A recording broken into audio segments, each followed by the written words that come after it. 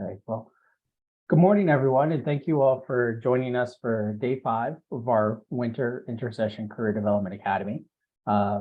Today's topic is going to be about interviewing and what everyone can do to get better at interviewing. And today we are going to do a moderated Q&A. And what I would, hope that you're able to do during this is certainly make this as interactive as possible. Feel free to stop us and ask questions. I do have some questions prepared, but please know that there are, ample opportunities to be able to kind of ask any type of questions you may have, anything that you would like to kind of know about, and just really use this as a really important chance and helpful chance to get access to more information about interviewing. So with that, I'm going to share my screen to have the PowerPoint up. And let's see. So I will actually ask first our guest to introduce herself and just give a little bit of information and background about you. Hi, everyone.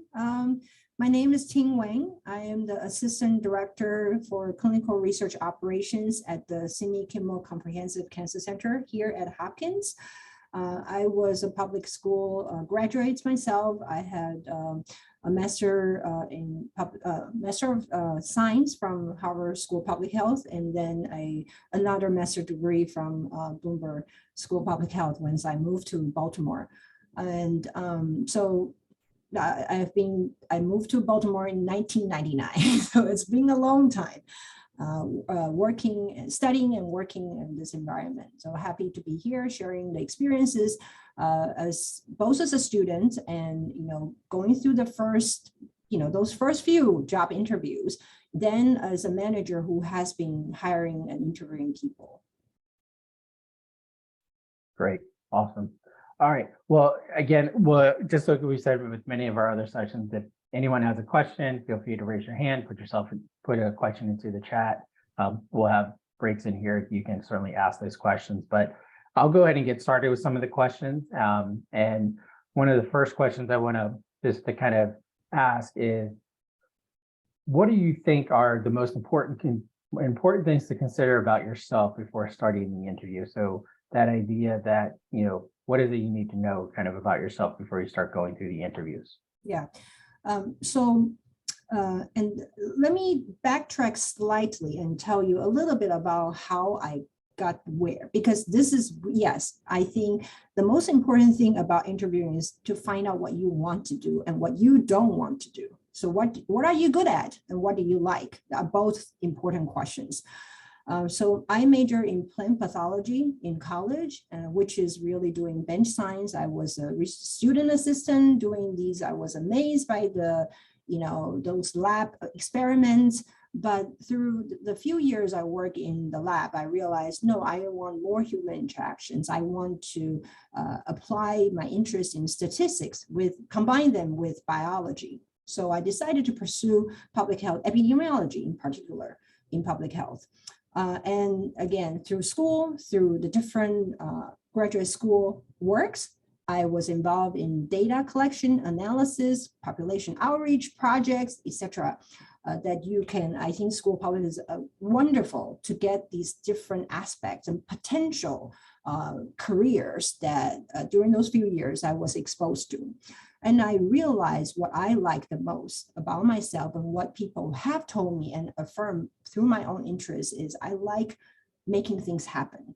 I like program implementations and the operations aspects of how to bring things together. So I think, but that took me overall, I went on to say about 10 years to get to the very clarity of what I want to do. So I think you may not know exactly what you know from now versus 5 years from now, but having those things, checking with yourself, if you're introvert, if you like these things, you need people interaction. What do you need? So before you search and know your styles, ask people their first impression, what's their impression about you? All these things help you to start searching and finding in that field. There are also different jobs. So know yourself and be realistic is important to start. Would you say that the what you learned about it came from what people told you, or just kind of things that you found out along the way about yourself as you Um, started to learn more? I think it's both. I Okay. think when I was younger, I didn't realize that you really have to have this self-reflection time as intentionally. But through those phases when people affirm what I'm good at, what I like about me, or what they're impressed by about me, that then tells me, you know, by the time I got to the reflection phase, I was like, oh, you know what? That somebody has told me that before. Somebody has already told me they don't think I would like this. And it turns out I didn't like that. But it's both. I think definitely having friends who will share with you freely, and maybe you didn't get the point at the moment, but 6 months, a year later, they become, that's important. Got it. Perfect. All right. So I think we kind of touched on this already, like what type of self-reflection you have to do before starting that. So it is, kind of important to do that self-assessment of yourself. Mark, and I like what, excuse me, I like what you say there about not so much do you have to figure out what you want to do, but it's really, do you know what you don't want to do? Yeah. Because I think that's oftentimes what I have conversations about with students, is trying to decide, I know I've done this, I don't want to do this anymore. I've maybe worked in a lab, I don't want to work in a lab anymore. So I know I want to do something different than that. And also figuring out what you want to do is sometimes one of the things that you're constantly looking at, you're constantly evaluating. So I think, the self-reflection can be done before the interviews. They can be done after you get the jobs. It can be done, at any time. It's always a good idea to kind of make sure you're still following that path. Absolutely. Perfect. And things changes. I was participating in a talk yesterday, somebody's presentation, and this person mentioned about it may not be necessary to do something you're passionate about, because passion actually changes. And you need to do something that you value, because overall it is the career, it is the thing that we spend majority of our life with. Yeah. Yep. So think about that. There is, Yeah. value No, it's is great. important. Value is important. Yeah, absolutely. Okay. So, and again, you kind of touched on this already, but just kind of to talk through, like, what did you kind of, decide or kind of see were common themes or common threads Yeah. that you kind of, really kind of felt were there before you started doing any type of interview? Yeah. So I think maybe another thing to say is I did told you what I find out about myself, what I want to do. But I think the other thing through interviews, you also need to know interview is a practice. You do get better. You get better, you know yourself more, because no matter what mock you did, you practice in the mirror, in front of other people, in Zoom, it's different. You get anxious by different kind of time, or even something you want, we usually get more anxious about. And you may talk faster, you may talk slower. All these are the things that you didn't know until you were in the spot, in a real life situation. But I think when this question about, is if you, as much as you know about yourself, as much as you know that this is where I got anxious, or these are my body reaction, these are my, I may freak, I may quiet, if you tell people that I may need a moment, whatever you know about yourself, even bring those reflections to the interview will help the interviewers connect with you and maybe modify the style a little bit more suited to you. So some of that is interest, some of that is specific to your personality, how you cope in the situation. Yeah, and I think I like what you say too about the ideas that interviewing is already very stressful to begin with. You don't have to make it more stressful by thinking that you are just really trying hard to have a great interview, trying really hard to have the perfect answers, trying really hard to say everything that you need to say in that short amount of time, because we do get, when we get anxious, we talk faster and we might stumble over our words. We don't have coherent thoughts, and that idea of being able to practice and control your tempo, I think those are key things to kind of remember. Try to avoid the verbal tics that the conversations you might do, but you may have to be more deliberate about what you say, not just speak casually, but be very deliberate in that speaking as well. Yeah. So, And I will say this, I came from another country. I came from Taiwan. English is definitely my second language. I came here after college. So it took what I'm doing now is after 20 some years in a professional, living in this country using English as my primary language. So it was definitely not the same when I was first starting the job search or in school. So acknowledge that and don't feel too anxious about that. You cannot have the perfect answer. I do think most interviews, again, people are looking at the overall quality, overall interest, that you have shown interest, you have researched what this field, what this job is about, what the company is about. If they know that you have done those background research, you're not just blindly applying for every research coordinator jobs out there, then they will be that much more interested to and bypass, get past the imperfect answers. yep. Yeah. So that kind of leads right into my next question is like the importance of doing the research ahead of time, either about the company, about the job, how much can that really help to leave a good impression? Yes. And I have seen people who really have done, and I don't know how they did, but just like Paul, you found my picture from LinkedIn. There are professional resources you can use. There are alumni. There are definitely school resources like this office. You are participating. All of you who take the time participating in such a curriculum is helpful. And you don't need to look up exactly the title of each interview panels, but having that basic understanding, people will feel, oh, okay, you do, what the Cindy Kimmel Comprehensive Cancer Center is. Yep.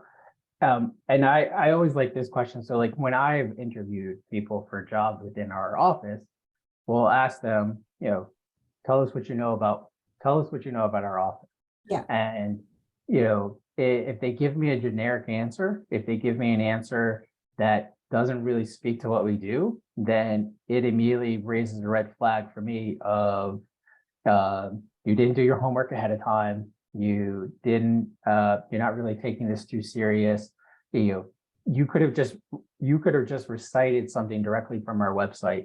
That was all that you needed to do, or just say like, hey, I noticed that you have this career fair every year. That would have been it. It's a very low bar, but it is an important thing to think about, is that, you want to kind of demonstrate that you are being very respectful of that. So have you ever had that experience with people that you've interviewed that you ask them?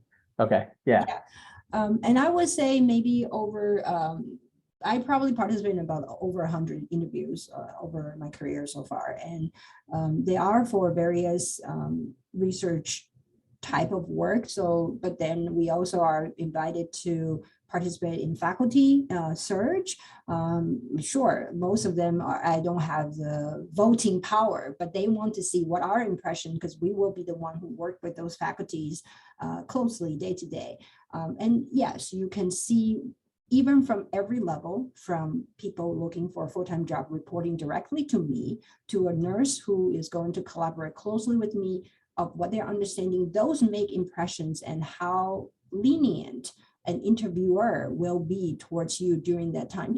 You want the interviewer to help you. They are not out to get anybody in stumble in any way. We really want to use that 45 minutes or so to get the most of what you have done, what you're interested in, but also whether you might fit into our current structure and culture environment. So I always tell people upfront, ask as many questions to us as well, if you come prepared. So those are things where it will show that you are genuinely interested in, you're doing your due diligence, not just because you're applying for a job.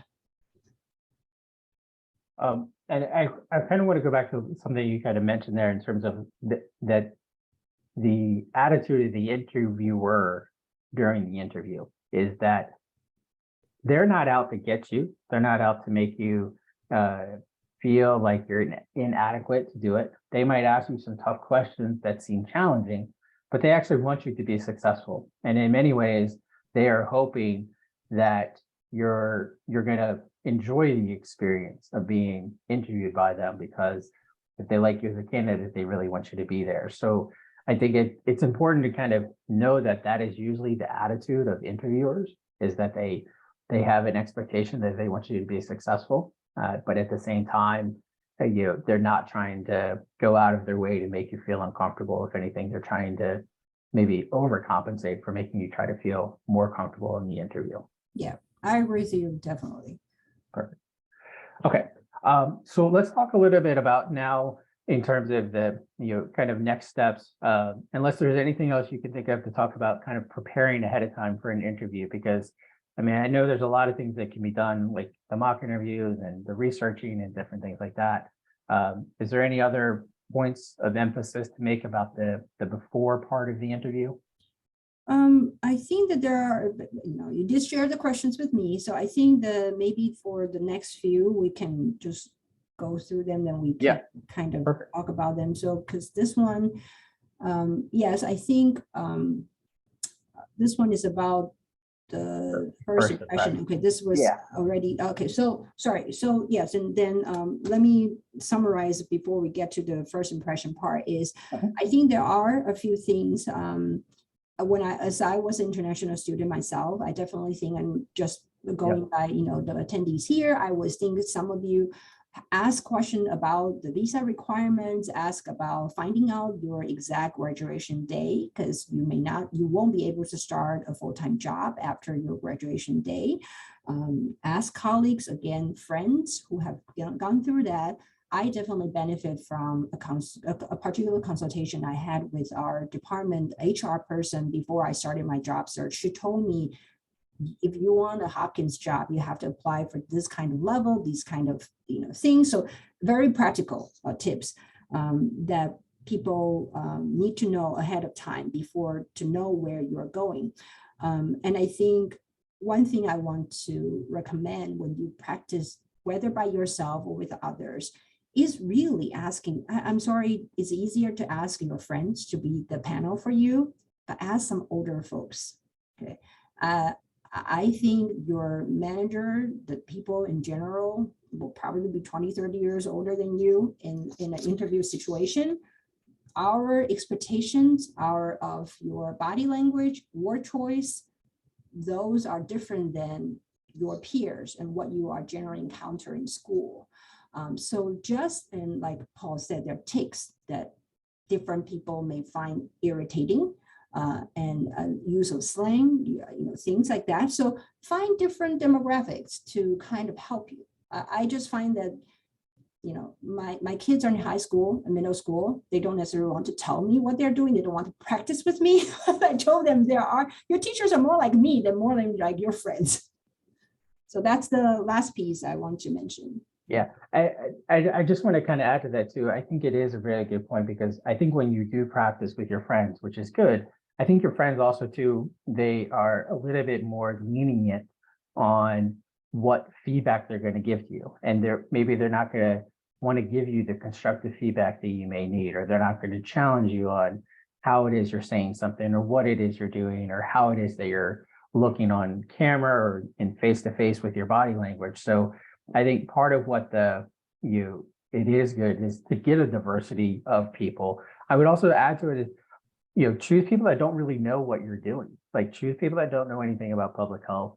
Choose people that are not as familiar with the subject matter, because part of what they can then do is they can give you feedback that then says, okay, the way you explained it to me made sense. I better understood it. And I might not have known exactly what you were talking about, but your communication style was very good in getting that. And maybe they're going to give you the feedback that you need that's from not the technical side of doing the public health work or showing the skills you have, but more from the communication style skills and things like that. Yeah. All right. Okay. So let's talk a little bit about kind of what happens during the interview. So, I think we both know that first impressions can be really important. I mean, it's that idea. It's like, most people make a judgment about somebody in their first like 15 to 20 seconds after they meet with them. But just can you just talk a little bit about how important those first impressions are, either as an interviewer or as a student? Yes, and I think the first impression are absolutely important in every part, especially for a professional interview. It includes when you arrive. Okay, I would say arrive on time. I have plenty of people. Of course, people always know that don't be late, etc. But don't arrive too early. You know, get there early so that you are in the building, you're on the floor, but don't knock on somebody's door. Don't, 5 minutes is the earliest. Okay, 3 minutes best. Okay, don't that, because that creates certain impressions. So like for some offices, they may have admins or receptionists that can host you, but in some other settings, they don't.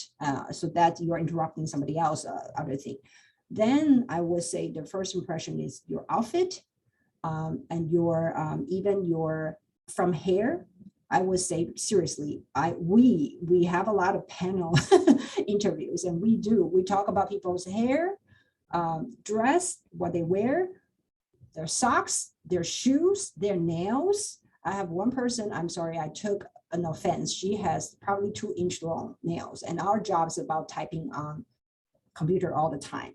I was like, I cannot stand somebody's nail clicking on that I hear somebody else to hear. So it is about, maybe it's unconscious. It is a conscious thought that came across my mind at the time. And I try not to make it defer me from during the interview, but every time I look at her hands, it distracted me. So again, many people will have different things to say, but those things you don't want them to be a deterrent when they look at you and they see your piercing at some places. You want them to focus on your conversation. Yeah, and I think it's that idea is like they always trying to think about minimize as much as you can that can be distracting. Yes. So it might not be bothersome to you, it might not be bothersome to most people that you engage with or that you're around, but it's also you never know what could be, that could stand out for somebody, both negative and positively. But I would think most of the times it's that someone is looking at something kind of negative.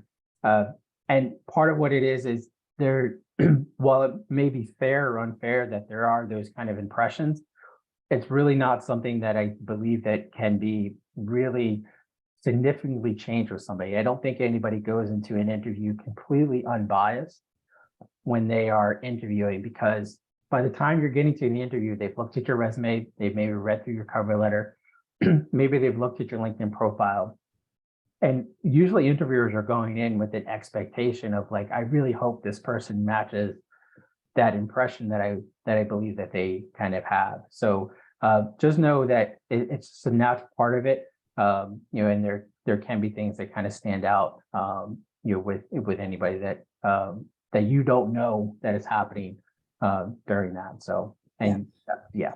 Yeah, and I agree with Paul. I think fundamentally, actually at Hopkins especially is big on increasing the awareness of unconscious bias. So there has been a lot of training, a lot of, doing that, but there are always some that we are not aware of, or even like I say, you don't want to bring things. I would definitely say I have hired people with purple hair, pink hair, not too obvious, but because based on the type of work they're doing. And yes, the nails, the things are, but you just want to minimize the distractions. And we do in different environments, they accept different standards and it's not all the same. You're not, so, but just understand the company's general philosophy, etc. So.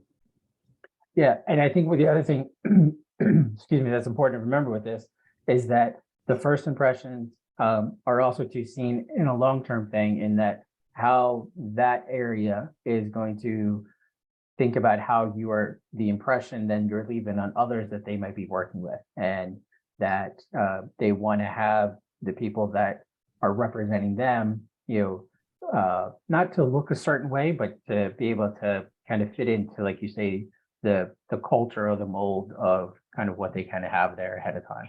Yes. All right. So I think you kind of touched on this, but I think it's here. This next question is kind of what to remember about body language and posture during the interviews.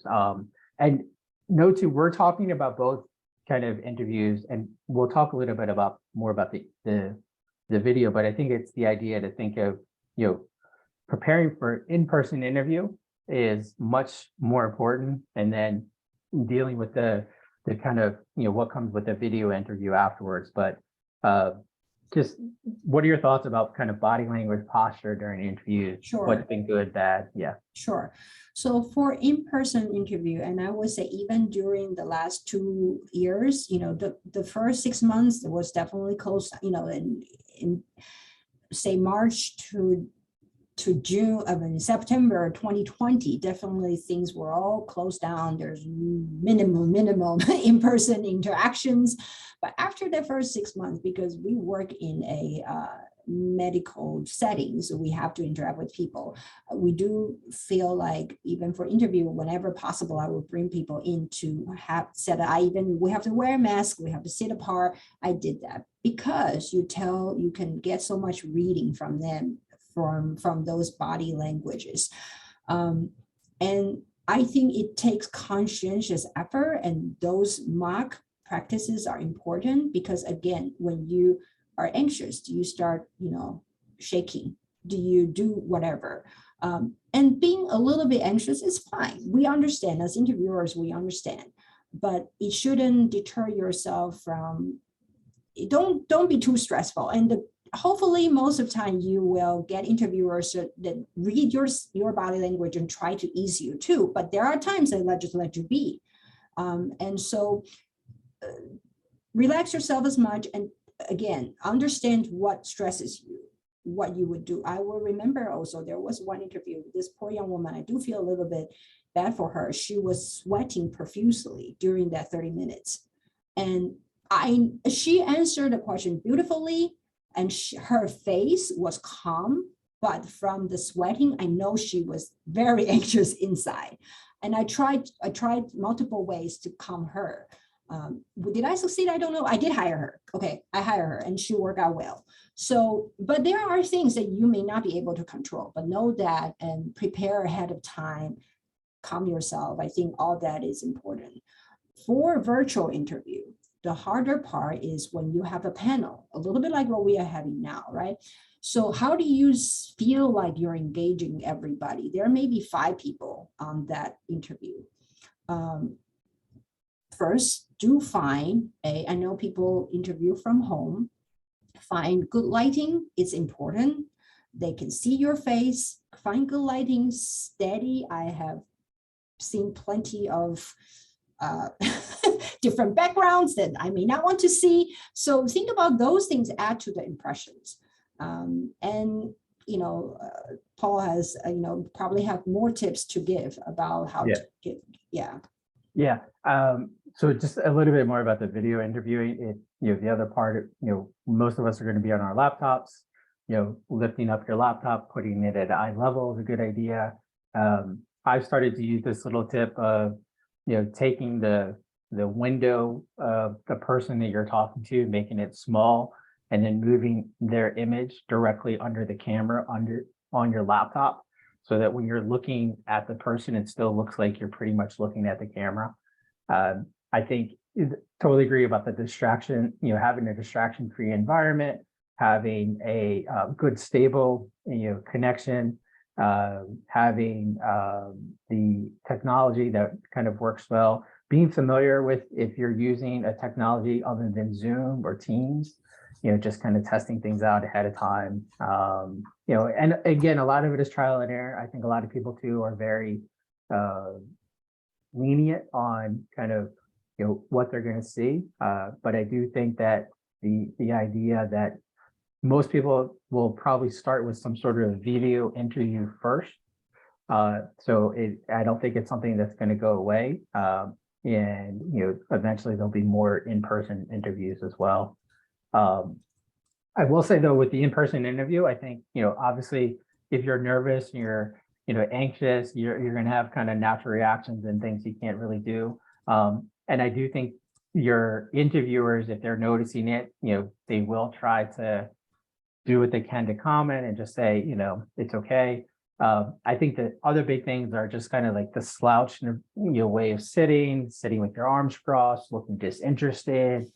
Those are all things that, somebody can notice and kind of pick up on. If you look distracted during the interview, you're not really talking to the person or anything like that, or if the person's talking to you, you're looking down at your resume or something like that.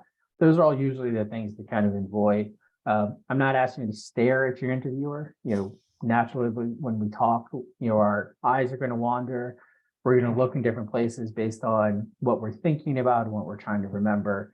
But it's trying to have a professional conversation with somebody as much as possible, and just know that they are picking up on your body language. And also, too, if your words are contradicting what your body language is saying, that's also too a hard thing to kind of get past. Is that you might be saying, I'm always an energetic person, and I love being around people, but then the tone that you have and the way that you're talking just looks like you're completely disinterested or something like that. So, just trying to pay attention to any type of conflict there. Definitely. All right. So I put a note in the chat. If you have questions, feel free to either take yourself off mute, raise your hand, put something in the chat. We'll certainly kind of stop at any point and ask, answer any of those questions that someone may have. So next one, I want to go back a little bit about the timing part of it. So you said you think it's a good idea to be there no more than 5 minutes ahead of an interview. Is that right?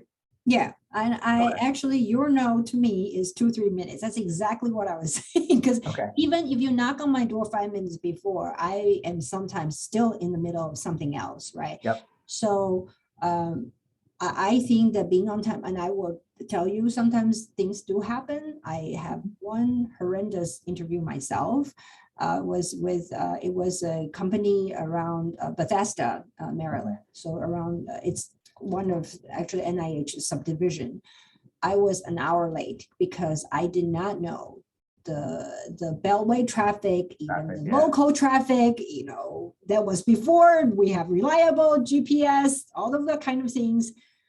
They were able to see me, but of course I didn't get a job. I was so embarrassed, you couldn't perform, etc. So things happen, and you learn from them. But yeah, and I guess what I will certainly kind of add to that is that plan whatever type of interview that you're going to have for the buffer of time before and also after. So it might take you, just if you're going somewhere for an interview, you might get there half an hour early, you might get there an hour early, but you're not going to go into the place to interview until closer to the actual time. But sometimes what's good is if you are there and you have to wait, well, you get comfortable with the environment. You're able to take away the stress of getting there. Because if you're hustling to get somewhere and then hustling to get into the interview, and then you're in the interview, it's like, you're not going to probably perform the best possible because, there's already a lot of, anxiety kind of worked up in there. So if you can get to something early, that's great. And then just wait until there's a couple minutes ahead of time before going in and meeting with somebody.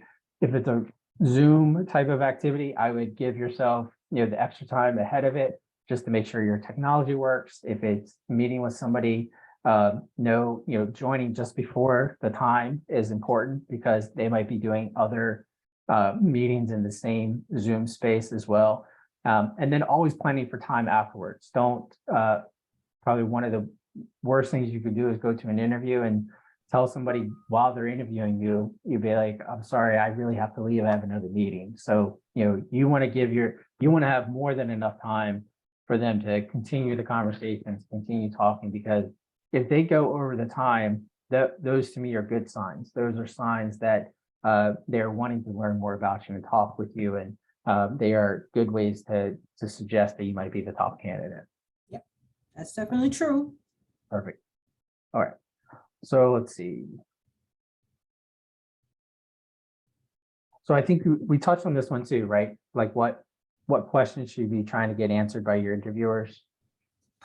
Yeah. So I think that I think it's important that not that only you tell them who you are, what you have done, your experience, your interests, your but you also want to show them you come in prepared because you know a job is usually a group environment that you are trying to know the people you may potentially be working with, you're hoping to be working with.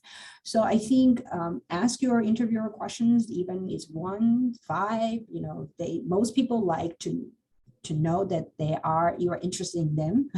That's in human interactions, be a listener sometimes. So the kind of questions I find over the years that is helpful and really shows that the persons are a little bit more mature or more prepared in these interview exercises are, they will ask about, what are the composition of your group? What are people's experience there? How, if say I have several coordinators who are finishing their master program, they are taking a year or 2 gap years before applying for medical school and confirming that is what they want to do. So they want to be in a clinical research environment. So they will ask me, do you have people like me before? What were their experiences? What were they able to do? And you yourself, okay, team, how do you get to do what you do, and what do you like the most about your job? So ask people about their career journeys, not in a long winding way, but the interviewers, what do you like most about your work, your jobs, your environment? That usually what tells you what the groups is. So I think that in a way, you want them engaged and you want to know what the type of people they work with. So for example, if I have, because we have conscientiously built a group that was very collaborating, and we will tell people that is, we really try to match people's interests to the studies or the work that we assign them to. And so things like that, by probing, then I would know that you would know what they can accommodate you, or, they have a test, they just need these data entered. That's, then you can evaluate. Yeah. So it's almost that idea of like you're also interviewing them Yes. during your interview, and you're trying to see what their team dynamics are like, trying to see what the connection between supervisor and those that work under a supervisor, what that relationship is like. You're just trying to kind of pick up on these little cues and these clues, throughout the conversations, kind of know if it's a fit. Yeah. And I will also say that even working at Hopkins all these years, and Paul, you have helped so many students looking for a job. I don't know how many come back to you to say, I really found my dream job, or this was horrible. I don't know whether you get that post job evaluation, but through years working here, I definitely know there are definitely people who fit in a certain environment that you can do the work, but just the pupil environment may not be the best for you.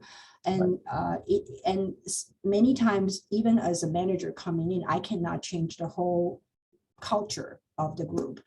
It takes multiple levels. So know that, because when you enjoy the people you work with, you just do that much better. You learn, you invest, you learn better, you become more productive. Yeah. Yeah. And I think interviewers will sometimes say when they get done in an interview, I can't really pinpoint one particular thing, but that person has it. And I think it is equals to fit. Like they are just thinking to themselves, will this person fit into the group that we have here? I know the personalities of the people that are working here now. Do I think that they'll get along? They're trying to avoid any type of kind of conflict that could come up, or if they see, different types of personalities and things like that. Yes. Definitely. So there is a question here that says, how to answer the question, tell me about yourself. Talk about the most recent experience first, or from past to present. So yeah, what would your advice be there? Yeah, I think both are fine. And as you, all of you have heard me at the beginning, so I'm basically interviewed by Paul in some way, right? That he's interviewing me not for a job, but for my experience and how, as a manager, what would I want to share with the group? So I find that it kind of, and the way I decided to tell my story first is because that's how I want to introduce the theme. So it depends on whether you want people to know, oh, I get to where I am after conscientious decisions, and all this decision makes is illustrate a point I want to make, or you just want to tell them very specifically, yes, my last job as a manager, I focus on this because this is another, you can do both. There's no right and wrong, as long as you show thoughts ahead of time. These are the very common interview questions. Definitely prepare them, definitely exercise, and so that you are not stumbling. Don't come across and you're just thinking about telling me 2 minutes, selling yourself to me the first time when you're seeing me. That's what I don't want to see. I want to see the preparedness. Yeah, I agree with that as well. I think it's great to kind of hear, like, depending on your comfort and what it is you want to say, which kind of direction you want to go. I'm always a big fan of the kind of the reverse chronological and starting with the most recent and going backwards. Oftentimes, because I think that's usually what you're doing most recently is the what is most appealing to that particular employer. But I do think it is a good way to kind of hear, like, here are all the things that I did to get up to this point, and they were conscious decisions about what I was doing. So I want you to know that journey as well. I really like the idea too of that this is a conversation starter that's not meant to get into any really in-depth information, because if you share a whole lot in this very first question, you might actually unintentionally answer a question that somebody wants to ask later on. So, it is fine to be prepared with this one. This is one of the only ones I would say, script out your answer ahead of time, have the talking points that that you're going to say, and then leave the tell me about yourself to, I look forward to sharing more about myself during the rest of this interview. And that's a really good way to kind of segue into the next question. Yeah. Yep. So there's a question here too about how to answer the question, what is your greatest weakness? So I think that's always a common one. I have never been asked that question. I have never asked that question. wow. I have a similar question, though. I have two similar questions I have asked. And one is I would ask people, what is a common misconception people have about you? Okay, so think about that. Because again, we want to see whether you have self-awareness, whether you have self-reflection. You may be a quiet person, you may be whatever, okay? It doesn't matter. Tell me what do you realize, people, because sometimes they really will say, oh, I don't know. Then that means you are not really, you must have friends give you feedback. Your mother must have told you something that you didn't think about, right? Okay, so that's one. The second one we have asked before is, what is a mistake that you didn't regret? Okay, so what did you learn from that mistake? Whether it's intentional mistake or accidental mistake, but what is a mistake you didn't regret? So this particular question is, what is your greatest weakness? That is a little misleading, and you can change it. When there's a question that you don't particularly understand, you can ask them to elaborate, and you can also say, would you want to hear what my, so is that, do you want me to answer where I'm working on? Because I have also asked people, what is an area you are actively trying to improve? So clarify, because they want to see, basically they want to engage you to see how much, again, self-awareness, what are you working on? What are people's impression when they work with you? Yeah, I agree with you about the strength and the weakness is self-awareness question. I definitely think too that when you talk about weaknesses, it's really, I also think it's an effort question. So an effort answer, meaning that your strengths are the things that don't require a lot of effort, and your weaknesses are the things that do require a lot of effort to get better at.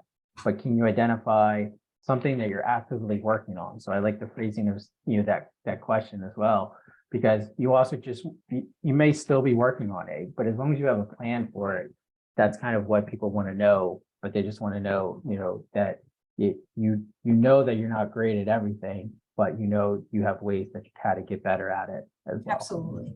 And I think that's the perfect advice, is that's an effort question. So however you want to answer it, you just say, this is the area I'm conscious about, I'm putting effort into.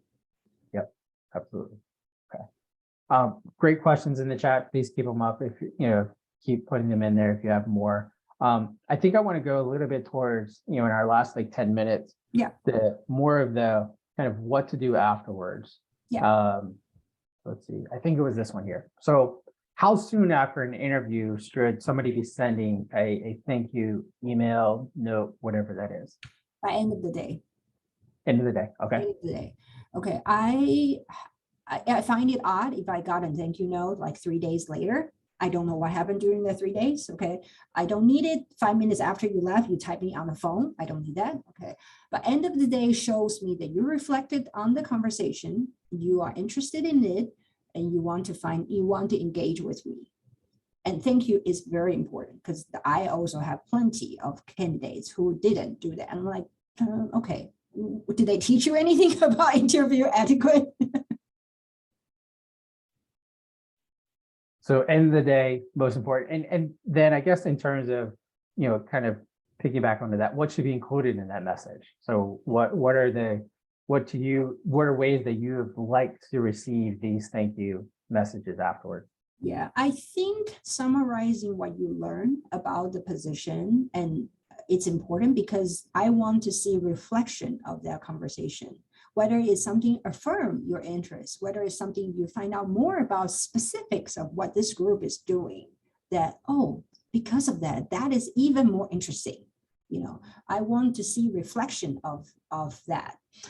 Because people, whether it's 1 or 5 people, have spent that half hour to an hour with you, and we want to know what you get out of that, and you thank them for their time and that part. We also, and reiterate interest is important, and I think I definitely have seen better thank you email than others, and usually is those ones that reflect of what they're interested in it, that get me to say, this is this is somebody who is serious about it. Great. How long after an interview should you wait to follow up? So you've had your interview, you sent your end of the day thank you note. Is there, in your experience, an adequate amount of time or a professional amount of time to wait to follow up? And usually people do ask that a little bit during interview. I think more candidates feel like, how would I hear from you? And if you didn't ask that, so that's totally a very legitimate question for you to end your interview with. You can say, how would I hear from you? If you don't feel appropriate, you're shy, or you're just wrapping up time, you didn't ask that, include that in your thank you email to say, I'm interested, how would I hear from you? Or can I follow up in a week or 2? And see what the interviewers say. I think usually 1 to 2 weeks is very appropriate, because interview takes time to schedule, and they have to, by law, we have to interview certain numbers of candidates before we can decide. But many times the interviewers will get, like Paul said, we will know this is a very likely candidate or versus not likely after that. And so if they wanted you, even they cannot offer you, they may be interested to schedule that second interview with you quicker.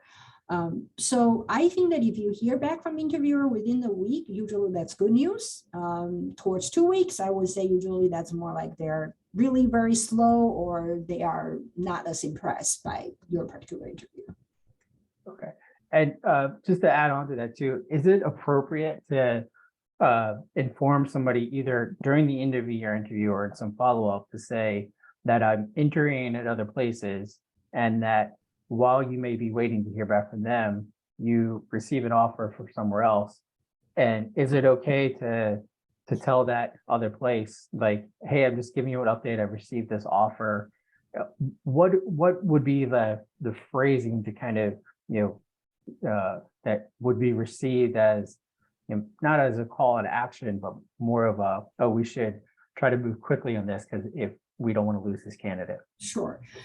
So I would say that I asked that during interview if I'm interested in the candidates. I have seen great candidates even upfront during their resume or during the interview 15 minutes. I know this is a person I'm really interested in, but I know other interviewers, other employers will feel the same way. So I would ask to say, you're probably evaluating other options as well. Is there anything in the horizon? What are the time frame, right? And they may share with me to say, yeah, I have done, or I'm just in the beginning. They may or may not be telling. Usually they are pretty, honest, but especially this is a mutual decision, right? So they will tell me something is really out there or not. I would not suggest that you voluntarily give that information. I mean, if it's appropriate time comes, they are asking, share to say, I'm looking at this. Or I have been doing, interview for the last month. Then I would, as an interviewer usually can have a sense of what does the month translate to, right? If you have done the first interview 4 weeks ago and I'm just getting to you now, I kind of know where things stand. So given that not specifically about, like Paul said, you don't want them to feel like you're pressuring them in any way. But if both of you are interested, and they would tell, they have told me, they know them closely, they come for second interviews, and they know that they are one of the last couple candidates that we're evaluating, and they did get an offer. This is appropriate. If you know that you are the last couple, especially after the second interviews, you can tell them, I did get an offer. I'm considering, I want to know would you be interested in pursuing, so that I can come up with a better timeline responding and evaluating these options.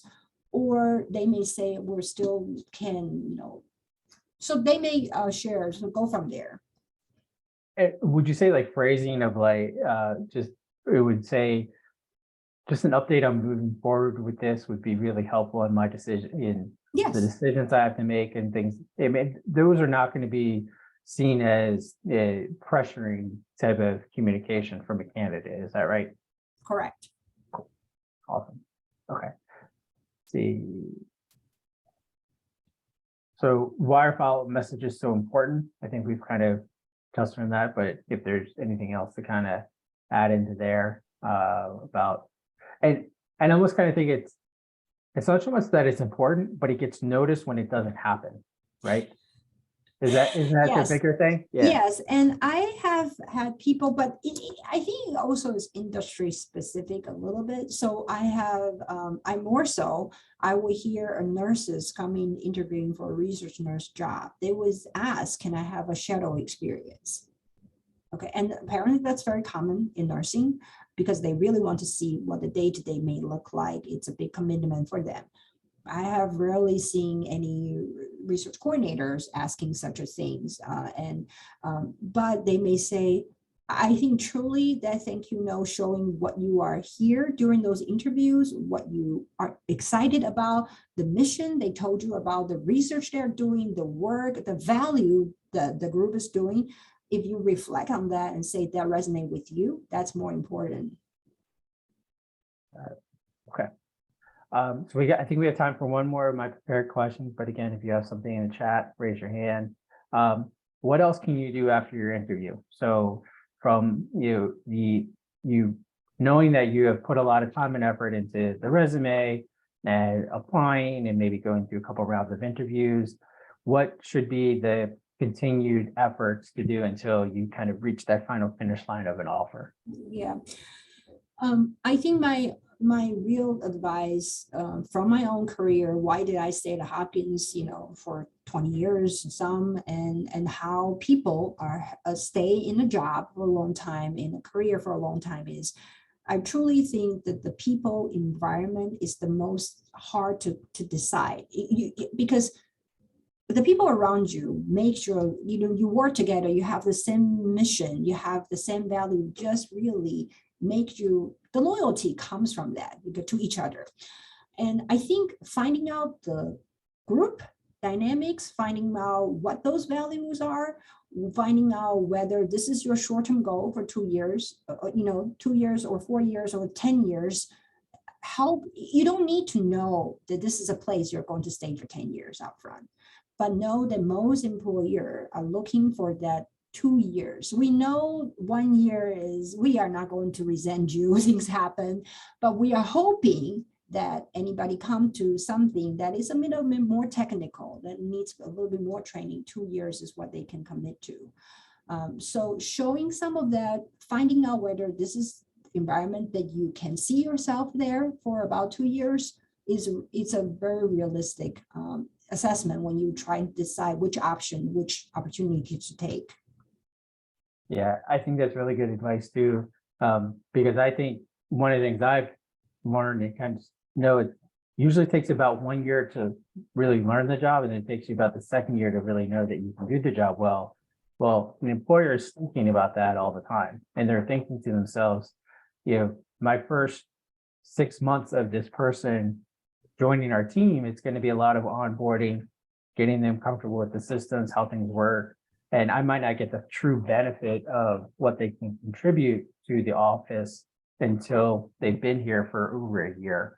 And especially in academia, everything's cyclical. Everything has kind of a cycle, and knowing too that if you've been through it once, it becomes much easier to kind of know what to expect, and then it makes it easier to do the job, and you can contribute more. But employers are always thinking about that, and they are noticing ahead of time that they think you're just a very short-term stay, that you're not really that committed to wanting to be there. That might influence the decision. But if they feel like a candidate has a lot to learn, that they will be there for a while, they will certainly do that. Yes. And like I say, things happen, life opportunities, other opportunities come that you are not expected. But I think just be realistic, thinking that it is a lot of investment on the employer, on the manager to train somebody, hire somebody. So, find that fit that you think that 2 years is very likely commitment from you will be helpful from both parties. Perfect. Well, we are past time. I want to thank you for joining us, and hopefully everyone here had got some great information. We have 2 more sessions today. So our next one is about answering tough interview questions. And then later on, another moderated Q&A on how to interview with little to no experience. So thank you all for being here, and look forward to seeing you at the next sessions. All right. Thank you, Paul. Thanks. Bye. Bye.